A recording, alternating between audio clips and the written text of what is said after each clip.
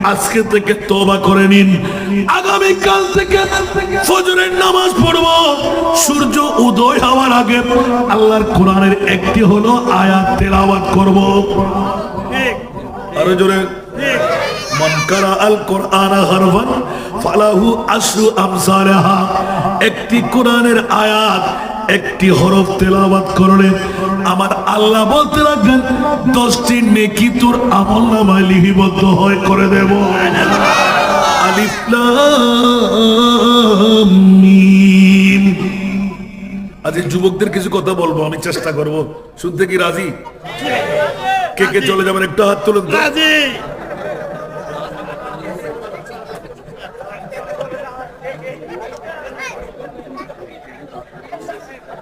ও pass খেললে বদ্ধ আসছেন, আল্লাহ জানে এটা এখন খেললে খেললে